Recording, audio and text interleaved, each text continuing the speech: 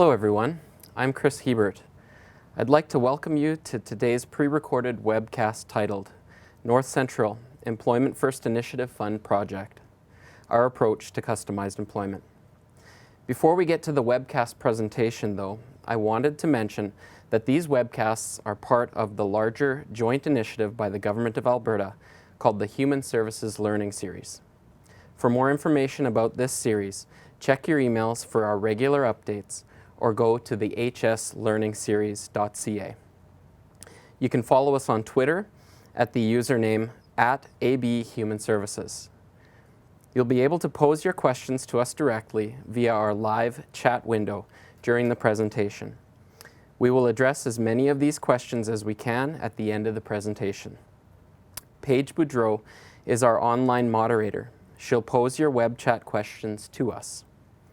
Today's session is also being recorded, and the video will be posted on the Alberta FASD website about 2 weeks after the live session. Now let's get started.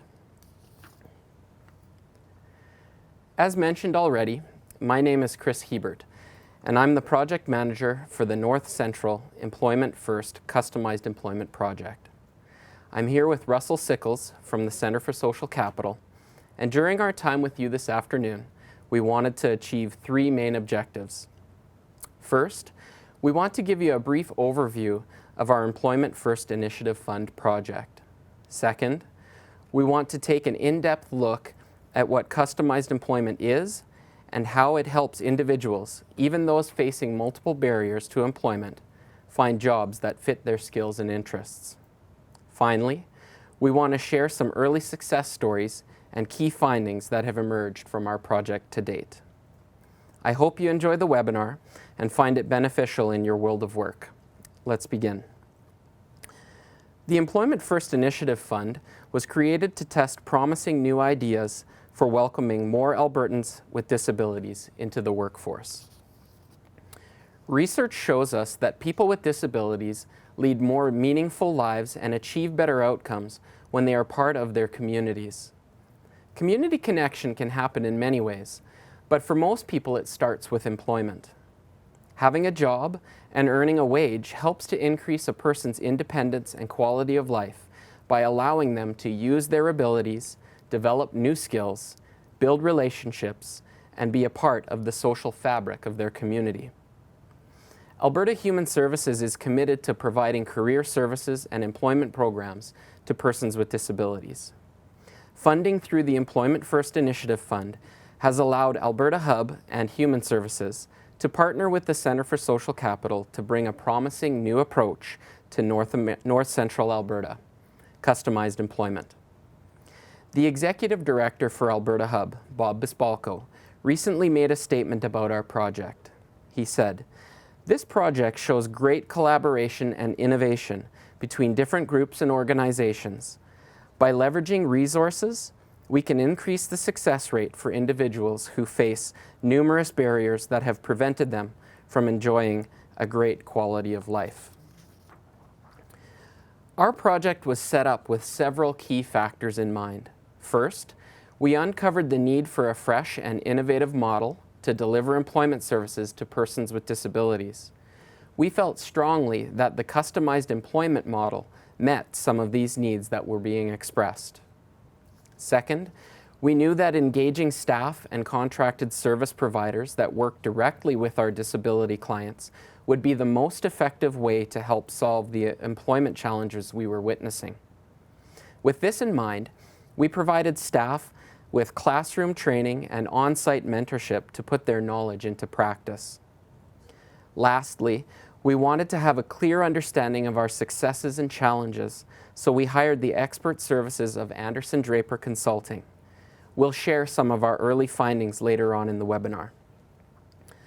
This approach and the success that we've seen is new to Alberta, but it isn't new to the Centre for Social Capital, an international leader in career development for persons with disabilities. Russell Sickles, a senior consultant for the Centre for Social Capital, is one of the principal trainers and mentors on this project. He has been instrumental in getting this venture off the ground and has directly contributed to its success. I'd like to invite Russell to share a more detailed description of what customized employment is all about. Russell? All right. Great. Here you go. Thanks. Off camera. Back on camera. Sorry.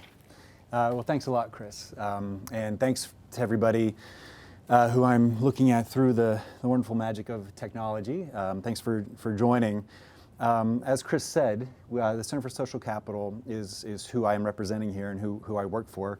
And we've been involved with this project for about the last 2 years. Myself, Janet Stevely, my colleague and coworker, have been doing classroom-based trainings as well as then on-site mentoring following those trainings. The classroom-based trainings have been focused on knowledge building and knowledge transfer, and then the follow-up mentoring and technical assistance has been focused on skill development through practice in communities throughout northern Alberta. And then also our boss, Carrie Griffin, has been here a few times in the last 2 years doing self-employment trainings, focused mainly there. So just to give you a bit of context of my kind of familiarity with Alberta, I'm from the United States, from West Virginia, as Chris said, at the Center for Social Capital, and our for-profit partner, Griffin Hammis Associates, have been doing customized employment. Named customized employment for over 14, 15 years, and then before it was even called that, for a decade and a bit more prior to that. So today I have about 40 minutes, a little less than that now. And so I wanted to give, for folks there, I know because I've been in Alberta and there are a number of folks, hi Tina, hi Sarah, watching, and so folks who have been through the training. So thanks for watching me, and I'll be asking you later for a critique. But for those who aren't, I was thinking about the best way to talk about the material in the limited time, and I guess give you as much content as I can in hopefully an understandable way, but also leave it open to hopefully the folks who are on this who haven't been engaged in the project. Hopefully you'll find some of this intriguing, and maybe you'll be curious and contact me. This PowerPoint is available if you email me. My email's there. You can call me or text me. I may not respond immediately, but I can send you the PowerPoint. And then also maybe follow up if you have some questions on how to get more information, or even, this stuff isn't necessarily, there's a lot of stuff out there already on the web, and with a little bit of support and mentoring, folks can really engage it and learn it on their own if you have somebody to talk to as you go through. So today, I titled it Customized Employment 101. I hope that it's clear, the motif of a detective, or maybe of a storyteller or of a journalist, is kind of the motif we're going for. In that, as you'll see, what we're really looking to do is learn about people, about families, about communities, about business, and learn something new, and then work out, right, and kind of make it happen for a lot of people who have been traditionally considered quote unquote unemployable, who, if we use the old motif of fortune teller, we've assessed them, we've tested them in the past and found them to be not necessarily somebody who can benefit from employment or employment services. So that old approach, the traditional approach, is what I think we call fortune telling. Right? I'm meeting you now and I'm predicting the rest of your life. We have shifted from that kind of traditional view towards using this approach called customized employment. Today I'll be talking about two primary components of that. One is discovery, or our version of it, discovering personal genius, which is how we get to know people through an asset-based approach, through a strengths-based, competency-based approach versus the old kind of deficit model approach. And then how do we take what is learned and then help that person connect with community businesses, following their lead, going to places that make sense to help them create or restructure a job or business that makes sense for them. So you'll see as we go through, customized employment has four kind of phases, components. In the limited time I have, I'll be focusing most of my attention on the first two, which are discovery and customized employment, or discovery and customized job development. Great. So what is customized employment? So in the United States, supported employment exploded in the early to mid 80s, where a lot of folks who received supports, folks who experienced disability, who previously weren't given the opportunity, or folks who had power in their lives, or thought maybe they couldn't, or even themselves, people were told or kind of habituated to the idea they couldn't work. In the 80s, with the invention of supported employment, which basically means support at the point of need, and then ongoing support. People who just needed some supports were allowed, essentially, to pursue work. And so there was a huge spike in employment, in the 80s, early to mid 80s. And what we saw was, in about the mid 90s, we saw that spike kind of decline. And we saw more and more people, and I'm talking to you from Edmonton, but I'm from the United States, so I'm speaking from a United States perspective here. A lot more folks were choosing non-work activities than work activities. And so basically what it seemed to be happening was that all the folks that weren't, and I'm using air quotes a lot, but folks that maybe weren't that hard to help find work, those folks had found jobs, and now what the task that remained was to help folks who didn't necessarily, when we're thinking about who we want to support, they weren't necessarily the people we picked to be at the front of the line, right? So we weren't having a lot of success with those individuals, folks who needed maybe more powerful supports or who had more significant impact of disability in complex lives. So various groups played around with different approaches. The traditional view of employment is one of, like we said, assessment, whether it's a questionnaire or kind of work experiences or activities and pre-selected kind of sites or locations. And then you figure out, based on kind of where we think the jobs are, that we call that the labor market or the demand approach. And then we try to fit people through applications and in traditional processes, interviewing and resumes into pre-existing jobs. So people are competing with everybody else who is going for that one job opening. That doesn't work very well for a lot of people with disabilities. It's not working for a lot of everybody, as in the United States, if you look at workforce participation rates. So there was an approach that was kind of an emerging approach that later took on the name of customized employment, started at a different place. And the actual label, customized employment, was given to this series of techniques and methods or methodology that I'll be describing through a series of grants that were funded through the Department of Labor, the Office of Disability Employment Policy, and where they define customized employment. So you can read it here, but essentially, and I'll read it to you if you don't mind, it means individualizing the employment relationship between employees and employers in ways that meet the needs of both. So again, as opposed to applying and kind of traditional approaches, the notion was it was a one-off employment relationship, as opposed to hundreds of applicants applying for one job, if that makes sense. So the notion there is if you're going to individualize something, then you're going to have a conversation on how that job is going to be individualized. So the idea is that it's kind of predicated or built on the idea of negotiation, right? That you're figuring out what works for this person, and then you're figuring out what needs businesses have, and you have to have a conversation, not the whole job description, not everything and the till too, but here's what works for this person, here's what your needs are, let's talk about how we can make create a unique job for this one person. So that's the first part, right? It's not customized employment if it doesn't do that. And then the second part, which is again a genius, I think, and still think approach, is that it's based on the individual determination of the strengths, needs, and interests of the person with a disability, and it's also designed to meet the specific needs of the employer. So the beauty of this, I think, is if you read the phrase, where it starts. Now again, in traditional employment, we've started with where we think the jobs are.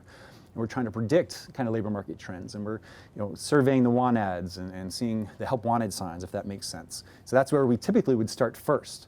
This is saying no, that doesn't work for a lot of people because it may not be a good match, those existing jobs that we think those are the only jobs in the community. So what this says is that in the customized employment process, we start with the person first, right? We start with a process to individually get to know what works for them, their strengths, needs, interests, tasks, contributions, personal attributes. We start there first without really, as I'll describe in a second, without really any concern at all for what jobs we think or businesses exist in the community, because that really doesn't matter if we don't figure out what works for this person first, if that makes sense. So we start there, and then it says, and is also designed to meet the specific needs of the employer or business. So the notion is you're starting with the person first, and then you're getting to know them through a process which we'll describe. And at some point, when you shift to customized job development, then that's when you're engaging business. But always, the question we always ask is, well, what about the person is leading me to this? Or what have we learned that makes us come here, right? So we like to say we follow, we go to jobs or to businesses, or we do activities that make sense based on the person, not on the labor market. And then the other part that we add is that just based on a knowledge of kind of economics, right? And this is really, as I'll say later, it's really, this approach is not a human service approach. I think the methodology and the content, the techniques and technology of customized employment, I use personally in my life. My wife uses it. I'm advising my kids to use it. I like to think of this as a universal economic development approach, if that makes sense. And people can do it anywhere. You don't necessarily have to be within the human service system. It works for anybody. And a reflection of that is just the understanding that all jobs are created through profit, right? And that the relationship of business to employee is one of a mutual benefit, right? Is one of a value exchange. And so I think we sometimes in the past have missed that very basic point that all jobs are built on adding value to a business owner. So by definition, customized employment must be mutually beneficial to the individual, to the business owner, and profitable to the business owner, and by definition, by kind of logical extension to the individual, if that makes sense. Great. So some shifts. So again, I had mentioned earlier, traditional assessment has been kind of norm reference, kind of statistical analyses, again, interest inventories, that kind of stuff, where there's a preconceived, template for what's possible or what we're asking people. And most times those assessments led to people being rejected, or people kind of being pigeonholed into one or two or three jobs that people are offered. So again, that I think is a predictive. We're saying we're going to test you now, and then we're going to say what's possible for you, right? And we think that's inherently limiting, and especially limiting for individuals who lead complex lives and who don't fit into the standardized approach. So instead of that, we use an approach called discovery. And all that is we want to just get to know who you are. And through a series of conversations and of interviews with people that know you, and of activities and experiences, we want to describe who you are now, right? And also there's no people don't have to earn the right to engage this process. People are ready where they're at, right? All human beings, all individuals.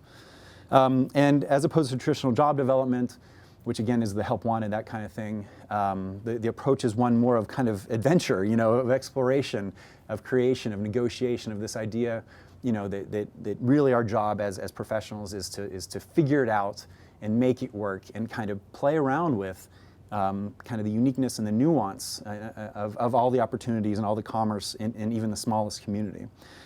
Job coaching has traditionally been a professional role. We shift it more towards kind of a consultation and facilitation role, depending on, all this process is individualized, so it can look different based on the person. But the idea there is, if somebody needs to learn how to groom a dog or to use a tire changing machine, I need to learn how to do that to the greatest extent I can to help supplement teaching and training, but I'm not the expert there. Right? The best person to teach that is the business owner or another coworker, not me as a job coach. And also it recognizes that job coaching has typically driven a wedge in between the individual and the environment, the ecology of the business, whereas there's this kind of service force field that surrounds the individual and inhibits kind of natural support building and real kind of coworker relationship building, right?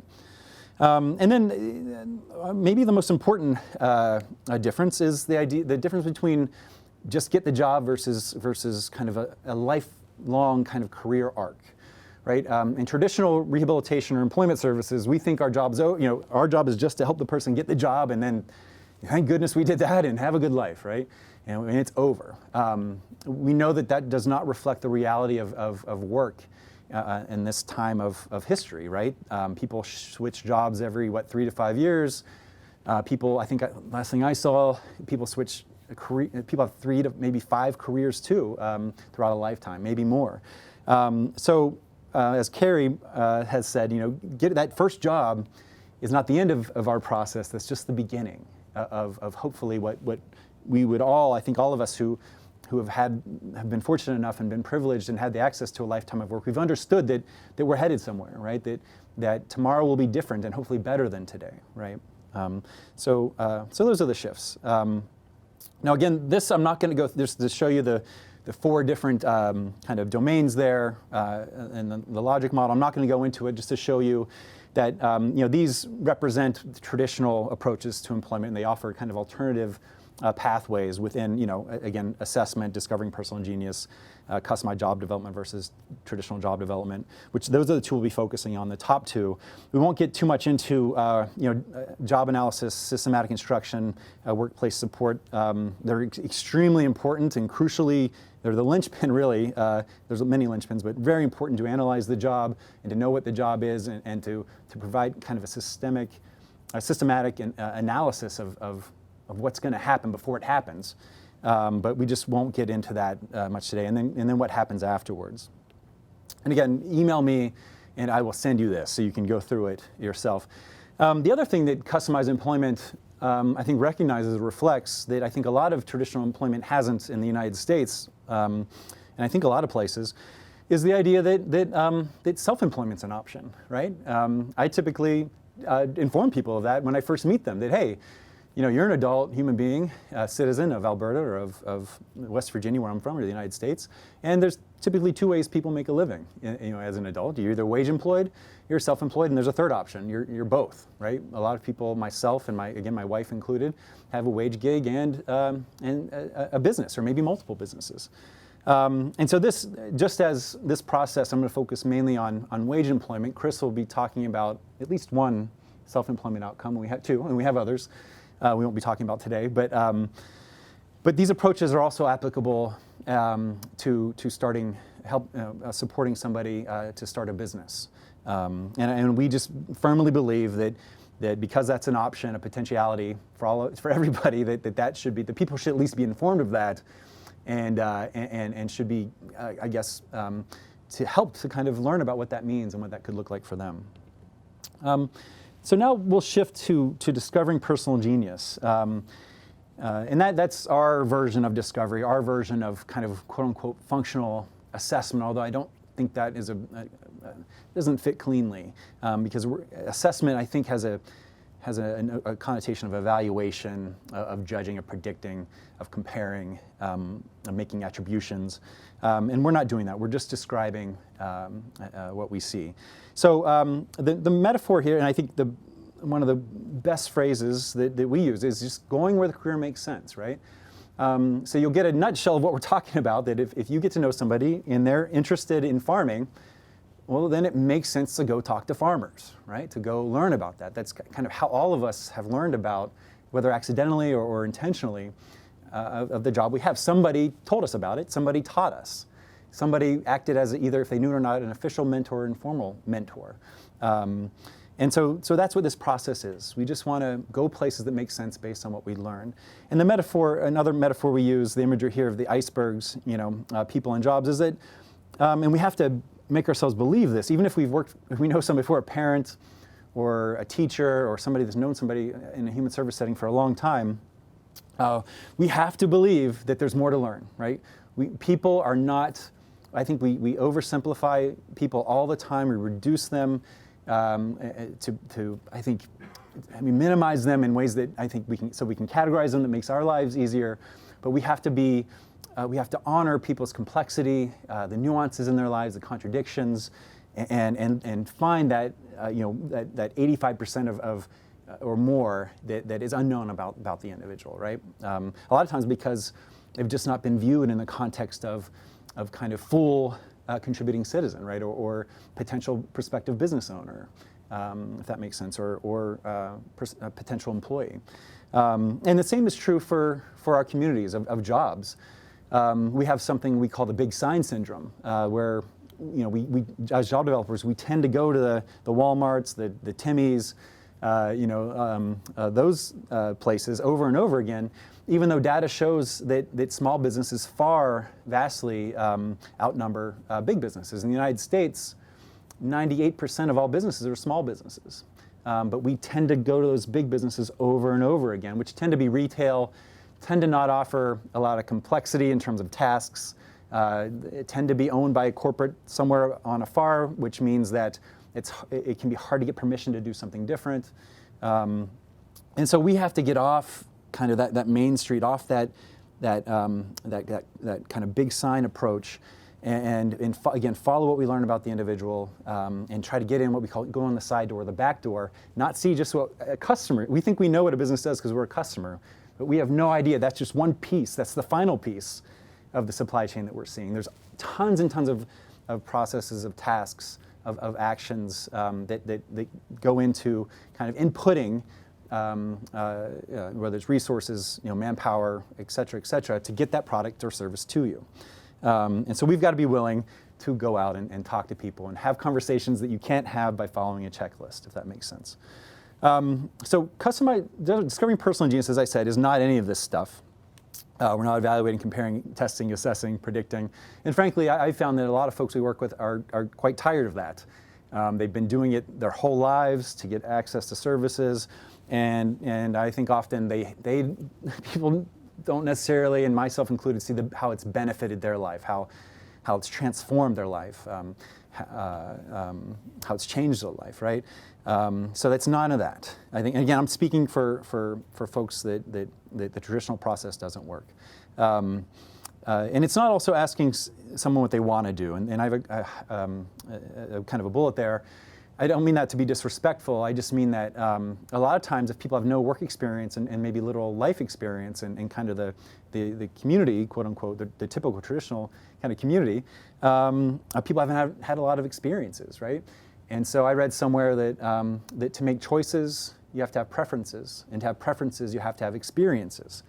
So I think it's really an unfair question to ask people what they want to do sometimes, because people have very limited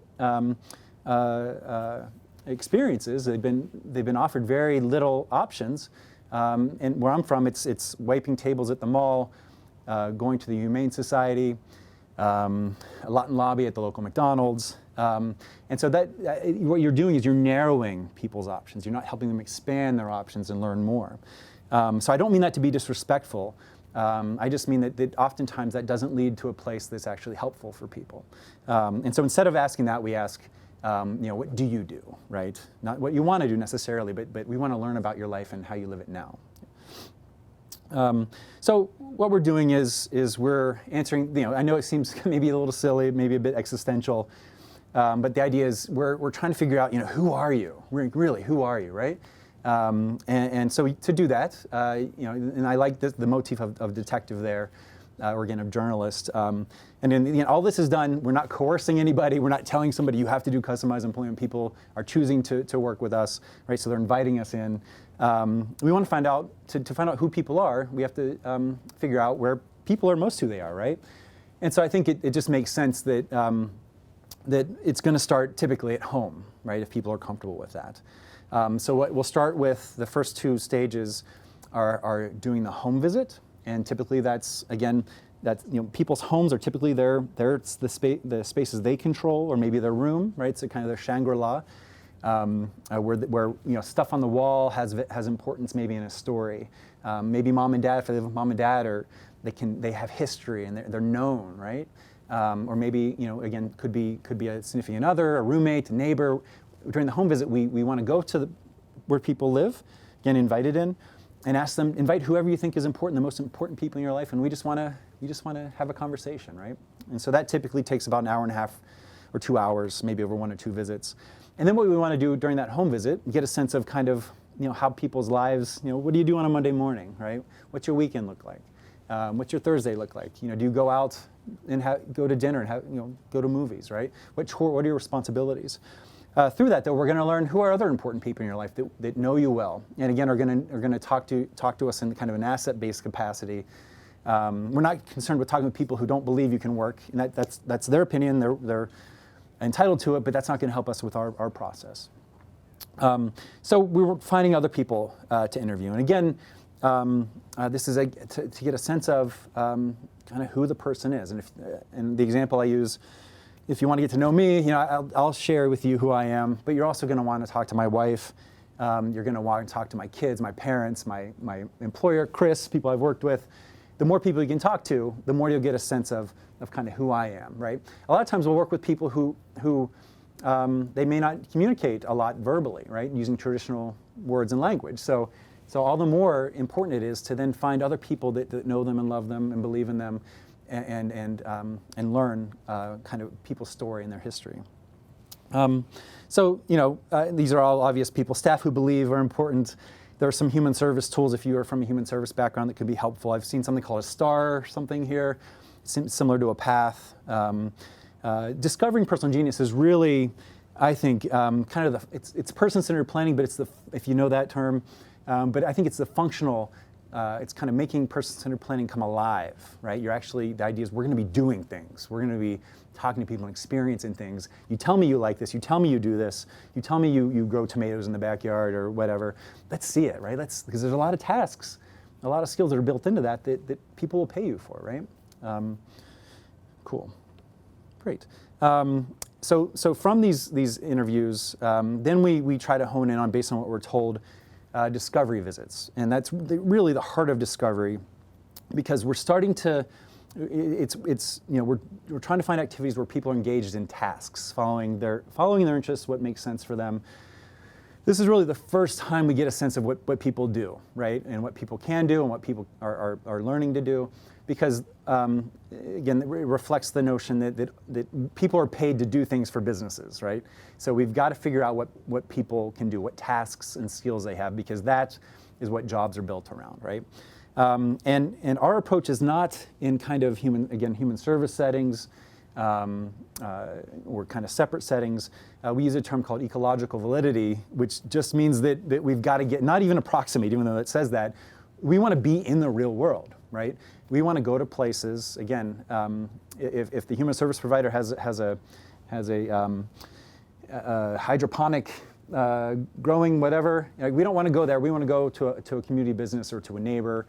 We want to go to a place that people are outside of the traditional kind of human service setting, and talk to people who do that for a living, or do it as a hobby, or that know other, because we're going to learn about other people outside of who we traditionally know, right? We traditionally find ourselves in these kind of silos of human service relationships and knowledge and experiences that exclude a lot of, and most of, the rest of the community. So all of the activities will happen in the real world. And what we're looking for, again, if you were to do an identity chart, all of us here, you could, I think, break it down through these things, right? Roles, functions, and locations. So what do you do, which focuses on tasks, where do you do it, which is places, and who do you do it with, right? Relationships. And we're looking for responsibility. So again, if I were to ask you, the listener or the watcher, who you are, I think if you were to do an identity pie chart and break it up, father, husband, work, a lot of that is built around who you're responsible to, and what tasks you do to kind of to follow through with those responsibilities. So these activities, they could be based. We talk a lot about tasks and skills as opposed to interests, and the interests are important because people have to have intrinsic motivation, right, for the work they do. But again, those can be narrow because people haven't been exposed to a lot of just the amazing and beautiful and wonderful ways that people make a living in the world, or all the different things that happen within our community. So interests are a starting point, right? But our goal, again, is to observe tasks and get out, kind of meet people who will send us to new places. Okay, so just remember that interests aren't enough to create a job.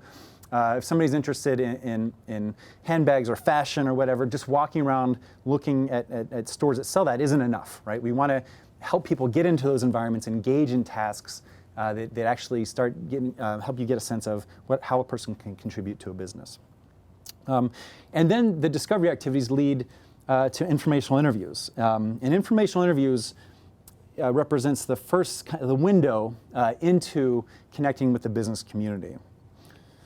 And the notion here again is we want to be as broad as possible. So if somebody's interested in growing tomatoes, we could say, well, maybe it's an agriculture theme, right? Or maybe we can go, horticulture theme. Or if we want to go broader, it could be agriculture theme, right? Does that make sense? If somebody is interested in tomatoes, that leads you maybe to one or two places in the community. But you can make a respectful guess and just imagine that somebody's interested in tomatoes, growing tomatoes or working in the garden, may be interested in some other things, growing other things or in other tasks that are on a different scale, if that makes sense. And all we do is figure out what that theme is, agriculture, horticulture, and go to places where other people with similar themes work. So, for example, the broad kind of opening of themes, if somebody is interested in Halloween, you may think of performance maybe, right? If they like to dress up a lot and put makeup on in terms of, it's something near and dear to my heart because it's something my wife is really interested in. If somebody likes to file, well, maybe it's organization, right? Filing is one task and doesn't necessarily leads you to one place, typically the office setting, but organization is something that could lead you to many settings, right? If somebody's interested in cars, transportation, instead of recycling or cleaning toilets, maybe cleanliness or restoration, right? In these places, we want to think of three themes. These places like cleaning toilets, people doing janitorial gigs. That's people are often given that option, but there's really it's hard to think of a business that doesn't value cleanliness, if that makes sense. It could lead you to many different places, especially if you mix and match the themes. Okay, great. So talked about this already, and kind of time is running out a little bit. So the idea when you're thinking of a theme, themes aren't checklists. They're again broad kind of umbrella topics that encapsulate what we've learned about people. You have to think about these are things that are going to connect people, right? They're things that people are going to have in common or share that people are going to be able to relate to or identify with. So again, if somebody, using the farming kind of cliched example, if somebody's interested in farming and you go talk to the farmer, during discovery and interviews and activities, you're going to learn about what specifically farming and the interests and skills and tasks mean to that person, so that when you approach the farmer, you're going to tell that person's story. Not, oh, he likes farming, he wants a job, but maybe he volunteers or works with 4-H, right? And he had a cow or a goat or whatever and helped grew it and sold it, right? Or again, he helps grandpa grow corn or tomatoes or does that make sense? So the more when you're approaching somebody, you have to, it's going to be part of the asking for advice and information. So you've got to really do your homework and get to know people so that it makes sense when you come to them as, hi, these are all the reasons that we've learned about about what farming or agriculture means to him or her, and we're coming to you because it just makes sense. And what we found is that doing these informational interviews is that people really enjoy talking about themselves and giving you advice based on their experiences. If you go to them asking, hi, do you have a job? That conversation's not going to go very, very far. But if you go to them asking for information and advice from somebody who's an expert or has succeeded or has knowledge and experience in something, talking to somebody who's just starting out or just learning about something, that we call that naive or casual job development. We're just looking for information, not a job. And so those conversations go much easier, right? And we're allowed to learn more about the business, about the industry, about what businesses' needs are, trends, and build relationships. I'm going to move on here. So here's as we're talking about kind of informational interview and following themes, an image of discovering personal genius, and how, the first part there, the blue, this is a Venn diagram, the blue part on the Venn diagram is the part when we're not at all, it doesn't intersect with the purple circle, we're not at all concerned with work at all, with business, right? We're just going to know the person. Once we find the themes and we start engaging in informational interviews, the first use, which is learning about the individual, learning about fleshing out the theme. That's when we start, you could call it informal job development, naive job development, casual job development. That's when we're starting to figure out, well, here's what we've learned about the person, and here's kind of how it relates to how people are making a living in the world, or the commerce that's going on in the world, right? So that's kind of the first foray into learning about business. A lot of approaches, some approaches in discovery do those as separate processes. In our process, Discovering Personal Genius, it just seems to make sense that you're going to learn about interests and skills and tasks that relate to potential businesses.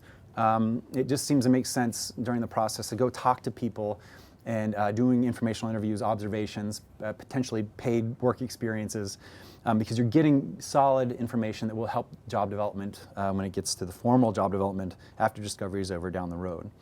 And the same thing happens for self-employment.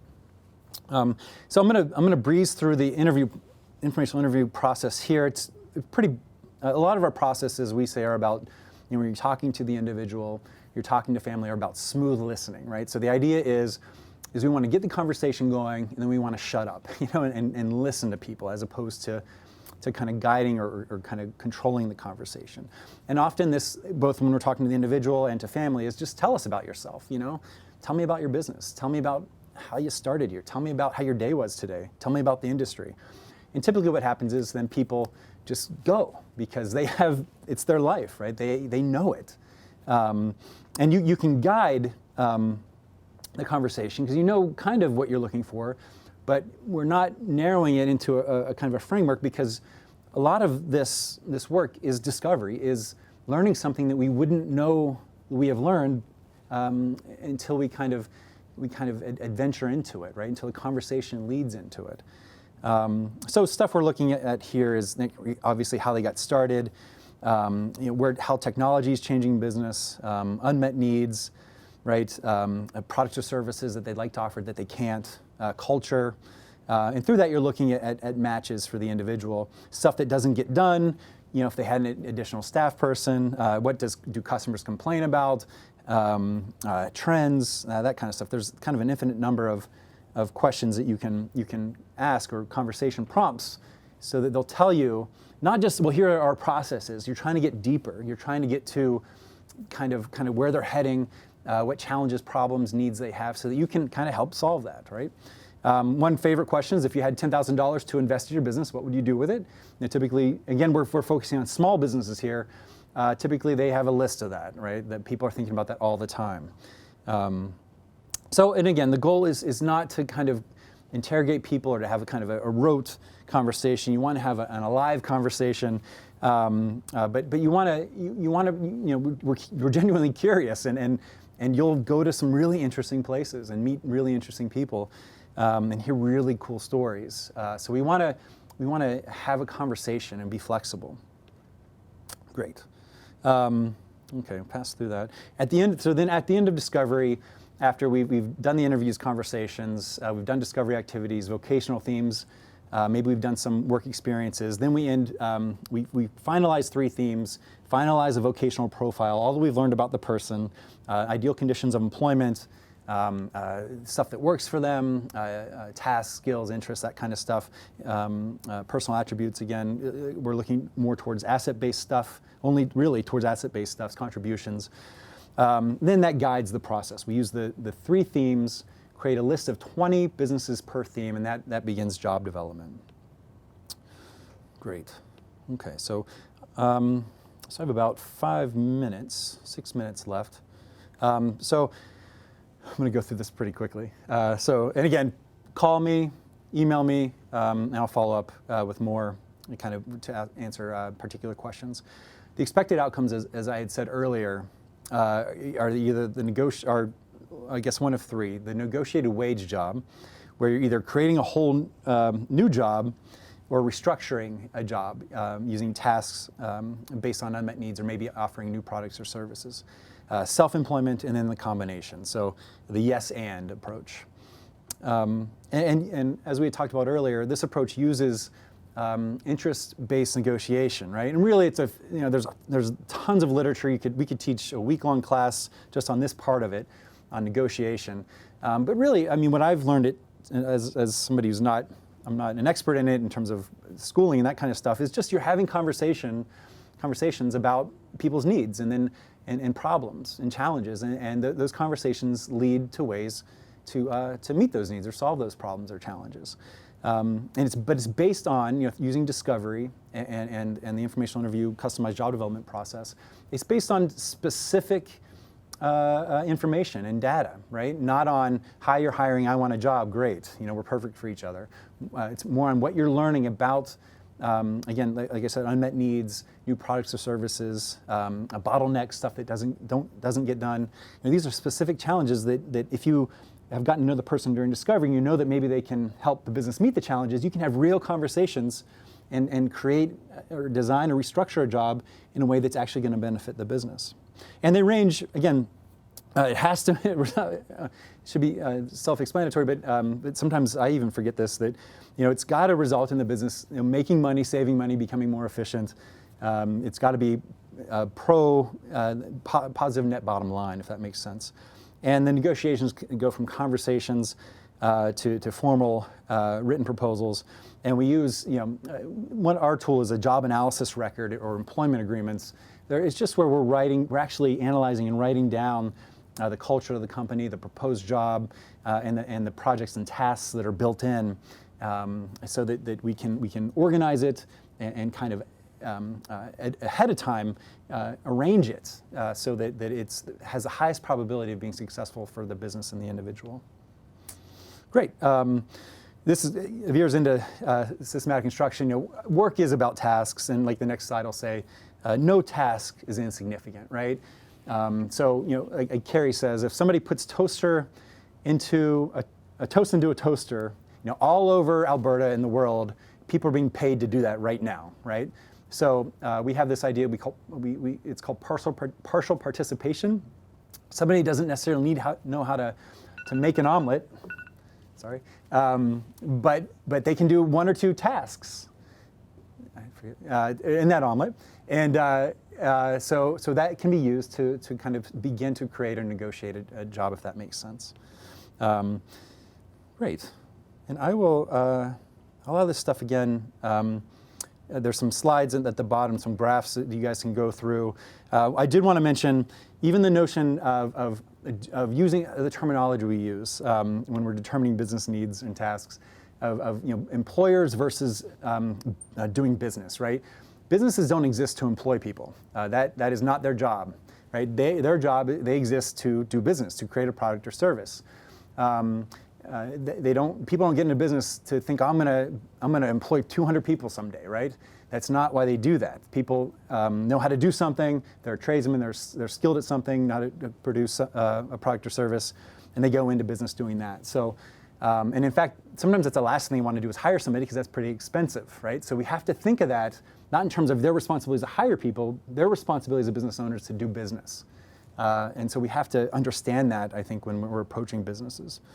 And so, breaking down tasks to deliver products or services. Again, this slide's about looking at a whole job and breaking it down, and then using negotiation to fit pieces that fit for the individual. And then, over time, people will add skills and will learn skills and add tasks over time. This slide, which again I'll email to you, talks about job developing up the supply chain. Oftentimes, if we're going to retail places, that's the end of the supply chain, right? That's where the finished product is meeting the customer. And there's not a lot going on there. That's where the pushing carts, greeting, stocking comes in. But to get cheese, and this is where this comes from, to a grocery store, there's been a lot of stuff that goes in, distribution, again, agriculture, science and the cheese making, wholesaling. So think about that think about the products. If we think about themes, the stuff that people are interested in, and think about all that goes into getting that product to market. Right, that's where we go. Those are the places we go for job development. Not necessarily the retail settings at the end. And this slide looks at construction. This slide's looking at following themes like transportation, entertainment, about how going to one business, if you ask them who they do business with, business-to-business relationships. And where people get employees from can lead you to different businesses, and I think that's good. I think this will be the final slide I show. When we're thinking of beginning the conversation, again, informational interview is a low-pressure way to talk to businesses. As a job developer, that was always the part that I struggled with when I did broad job development, when I was just, if I had a caseload of 20 people and I was going to businesses asking for jobs, or asking if people are hiring, I didn't have a good kind of story. I didn't have a good reason for why I was there that related to an actual individual, if that made sense. I was just looking that if people had jobs, great, and people wanted to work, so I thought, I'll bring it together and they'll figure it out, right? That doesn't work very well. So this approach, being individualized or customized, it's one person at a time. So when you're learning about the person first through discovery, as I said, it makes sense. You follow through that theme and you do an informational interview. And this may seem a bit formulaic, but in customized job development, this has been an approach that I found it works for me and for others, is that if the informational interview goes well, then you can ask, you're talking to people, you can ask to come back and observe, right? And do some, maybe we call it shadowing, or just spend some time in that environment with them. And again, the logic is, well, talking about something is a great way to learn about it, but a better way is to see it, right? And business owners get that. All human beings get that. If you go back and observe and that goes well, and again, you're kind of being a detective, so you're noticing things and you're pointing them out and you're trying to bring people together, tasks, work conditions, skills. If the observation goes well, then you ask, again, this is where the nuance and the skill comes in, then you ask if it'd be possible to try some things out, right? To go back and actually do. And again, the logic is you're telling me, then I'm seeing, you're showing me, and now I'm doing it, right? In terms of more powerful information so that people can learn about themselves and the business. And then when people are trying things out, then you're really getting hands-on experience and learning about business needs, learning about opportunities for people to potentially contribute to those unmet needs, learning about tools or technology or new products or services through repeated exposure and proximity and time together, if that makes sense. And then it leads to just kind of, business owners getting used to you, because you're there too, and having just natural conversations about what you found. Not selling, you're getting beyond these kind of yes-no conversations to more nuanced, uncertain conversations. You know, you told me about this product or service that you want to offer. You know, Sally has a skill she's interested in, and she can do something similar. You know, we may be able to figure out how she could actually help you provide the new product or service. You know, I'm not sure exactly how that would work, but could we talk about that? Or are you interested in hearing, would you consider that? Could you envision that? You know, maybe could I buy you a cup of coffee and we could talk more about that? I don't know if that makes sense. But what you're doing is you're helping the business and the individual. You're kind of facilitating, you're a broker, you're kind of a conduit of bringing them together and facilitating them, kind of helping each other solve each other's problems. And the last thing I'll leave you with is this. There's more slides which I'll send you and I can talk to you about individually over the phone or internet. There's a book I read and I forget what it's called. Ford something is the author, but he has this quote, and it's about how the economy is restructuring and changing, about all of us are going to have to take a more entrepreneurial approach towards creating work. He's advised that we are no longer an applicant, right?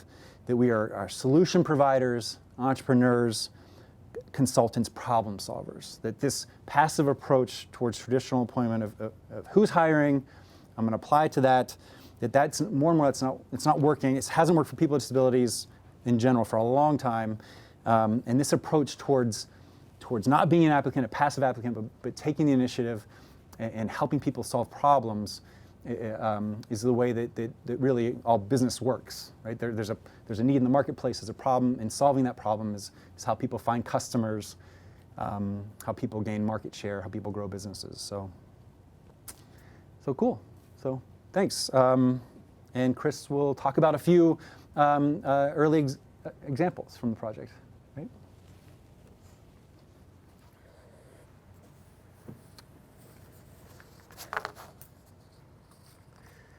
Thanks, Russell.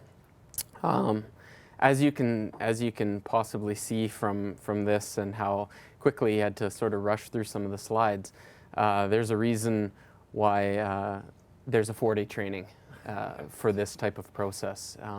I happen to have been able to take the training. It's fantastic. But you really get more in-depth when you actually are able to sink your teeth into it and not just sort of see it for 40 minutes over a webcam. But now that you have a better understanding of how customized employment works, you might be curious to hear how it's made a difference here in Alberta. Just a few stats really quickly. In 2016, 50 staff and service providers received the 4-day customized employment training. And of those 50, over 30 individuals have participated in the 12-month mentorship process where we would have Russell or Janet come up and actually walk people through this process together with real clients. We had a great survey result from our training. The trainees reported an increase in ability to apply the knowledge while in the field and felt better able to support their clients. One trainee wrote, "My own confidence has grown and my eyes have been opened to a different approach for employment. I don't have to beat down the door of employers, but have learned negotiating skills. Workers are happy at their work sites instead of doing mundane jobs that are not increasing their confidence or morale. We're just starting to see the positives of using this method, and we want to continue." In the past year, we've also worked with over 30 clients searching for employment. Each client is at a different point in their employment process, with over half having gained meaningful wage employment or self-employment, and others have completed training courses, observations, discovery activities, volunteer work, and business feasibility activities. Clients are finding work that fit their skills and interests. It's been reported that one of our clients has started her new job and loves it.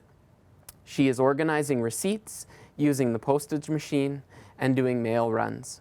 She will learn to do bank deposits soon, and she's very proud of her new job. So as far as successes go, we've had quite a few, and we were actually planning on having a client come with us today, but we just weren't able to put that together. However, I've got 5 stories that I can share with you. And due to some FOIP legislation and guardianship restrictions, I won't be able to use all of our folks' names. We have permission to use a couple, but for some of those who I can't use their names, I'll probably just use a phrase like Albertan or he or she to describe them in the place of their name. Keeping an open mind in career development is essential to success. We never could have imagined the opportunity Wayne has had since being employed by the Barrhead Fire Department. Wayne is a gentle, quiet, fun-loving gentleman with Down syndrome, and he wants to work. The customized employment approach identified vocational links between Wayne's passion to help people and love of exciting adventures with the field of emergency services. On a tour of the local firehouse, the chief described many tasks that frequently needed to get done, like rolling up fire hoses, putting away materials after a call, and holding traffic signs at the fire. These needs seemed a good fit with Wayne's skills. The brotherhood of staff also functions like a family, and therefore could provide natural supports for Wayne to learn and excel in a role with their organization. So Russell was discovering personal genius. Well, Wayne's personal genius is that he likes to help people, and he has a healthy appreciation for an adrenaline rush. The employment that we were able to develop for him is that he's a paid firefighter since August of 2015. He's gone on several fire calls. He helps the fire hall keep the fire hall neat and tidy, and attends weekly paid training to continue learning skills and requirements for the job. Some of his employment highlights is that he actually travels to work on his own with a bike that we bought for him through this project. He's achieved the prerequisite of putting on his entire fire suit in less than a minute. When he first started there, it took him over 5 minutes to put on the suit. And now he can do it in under a minute, which is the requirement for him to be able to go out on a call. Wayne's also lost 60 pounds due to an increase in activity with employment and exercising with his firefighting co-workers. And he was also awarded the Volunteer of the Year award by the City of Barrhead for his involvement with the Barrhead Fire Department. So Wayne's been a great success. Patty had worked 2 hours a week shredding paper and doing mail runs, and Patty knew she wanted to work in an office setting. Patty's been contracted now to assist with administrative tasks in an accounting office, starting at 6 hours per week, so we've tripled her hours per week. She currently sorts receipts, doing mail runs, and learning how to perform bank deposits. The highlights of her job is that it can grow as Patty learns new skills and tasks, and her confidence level and interpersonal skills have improved. She's always happy to interact with people around her. Another Albertan has experience with groundskeeping and working with customers, but faced the challenge of not being able to work in the morning. She must have had a routine of some kind that didn't allow her to get up in time to go to work for a morning shift. She also hoped to move away from seasonal employment, so she was working a lot, just seasonally, maybe during the summer times. We found her employment at a local movie theater, which provides evening shifts and a perfect balance of customer service and operational tasks. This Albertan has already been offered an increase in her hours and shifts and is building her confidence level in the job before taking on more tasks. Another cool thing is that she works independently now without the assistance of a support worker. The final two are self-employment ventures that have hit the ground running thanks to the North Central Alberta's Employment First Initiative Fund project. First, we have an Albertan that likes to be outside and isn't afraid of hard work. He's signed contracts with 8 clients this summer, filled each weekday with lawn care appointments. This business is awaiting the arrival of more snow so that he can sort of kick off his snow removal business in the winter. Some financial successes that he's had is that he charges $20 to $30 for mowing a lawn, and he will now charge $15 to $25 for snow removal. This business owner is already saving towards the purchase of a utility trailer to keep up with his growing business. And finally, we worked with an Albertan that likes physical labor, and he could chop wood all day long. We actually witnessed him chop wood for extended periods of time. He's now chopping wood and clearing brush on local farmyards, and that's just the beginning for this entrepreneur. Plans are already in the works to sell bundled wood at the local campsites. While the business is growing, this Albertan is also finding contract work as a general laborer for other farms to keep busy and to use his skills. So that's what Russell was talking about, maybe a mixture of wage employment and self-employment and contract work and stuff. So we're really looking outside of the box with these folks. So these 5 stories and many other similar narratives demonstrate financial success, personal triumph, hard work, determination, collaboration, and a willingness to succeed in the face of adversity. We are witnessing clients move from a place of depression and discouragement to one of happiness and hopefulness.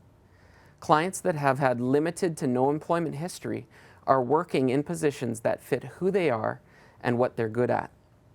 Many clients have even caught the entrepreneurial bug and have started their own successful businesses, providing much needed services to their small rural communities.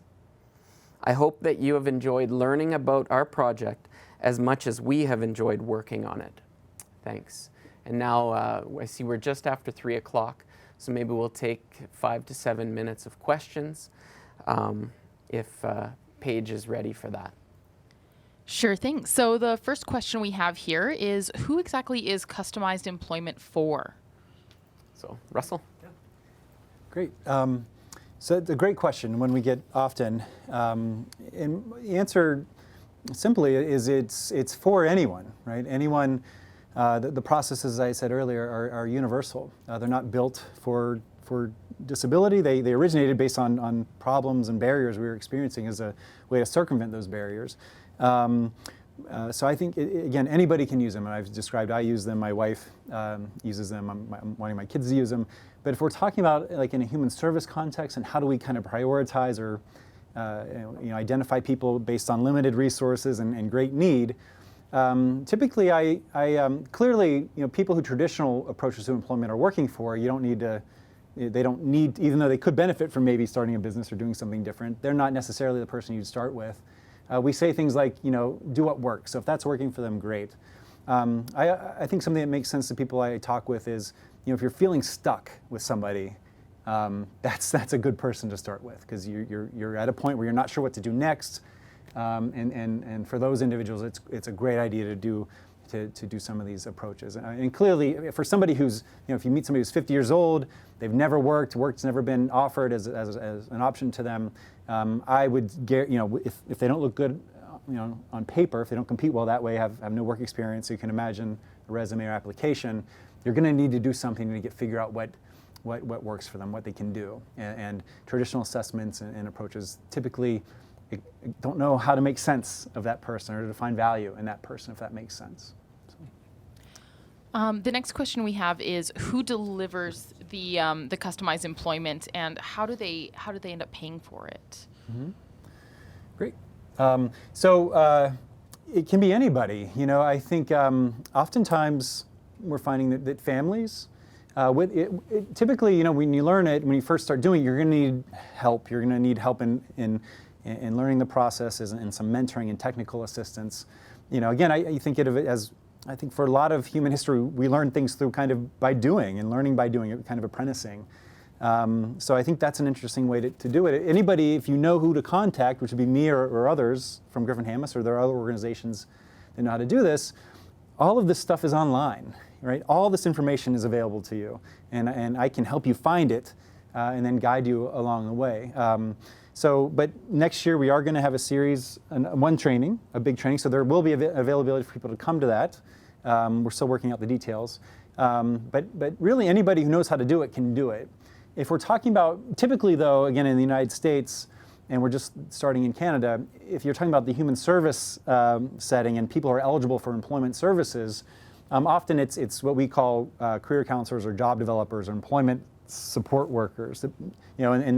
In Canada, it's the PDD services are funding it, or Alberta Works are funding it. But we've been able, because these approaches aren't service dependent, aren't necessarily specifically funding dependent, you can insert, if somebody's proposing to do assessment, we can suggest, well, why instead of assessment, especially if somebody doesn't have a lot of work history or traditional stuff hasn't worked for them, you could suggest, well, could we do discovery instead, right? In the United States, that's how, especially during early adoption, before there was any such thing as customized employment, we would just kind of, without asking necessarily for permission, we would just insert some customized employment practices where traditional practices weren't working, if that makes sense. Fantastic. Our next question here is, what application might you see for those of us who work with people who are formerly homeless and are looking to sort of get back into the workforce? Great. Yeah, there's a number of people who we're working with currently who are project participants who have had that experience. We have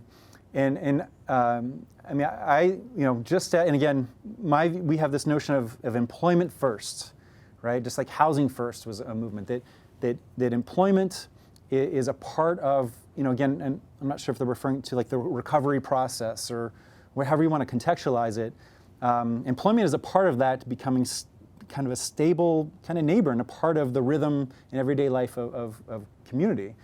So that's why I view customized employment as again, a universal approach, because it addresses any barrier, if that makes sense. And not having a stable living arrangement is one of those barriers where, we don't ask them to do anything first, right? They don't have to achieve anything prior to us beginning customized employment. The whole point of this is we go to you where you are, and understand that finding stable work or work that fits could go a long way to helping or contributing to the solution of that.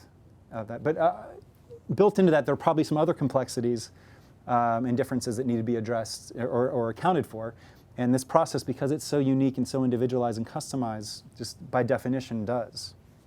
So. Fantastic. And our final question today is, how can people get a hold of you? Cool. So I think Russell has already given his contact information.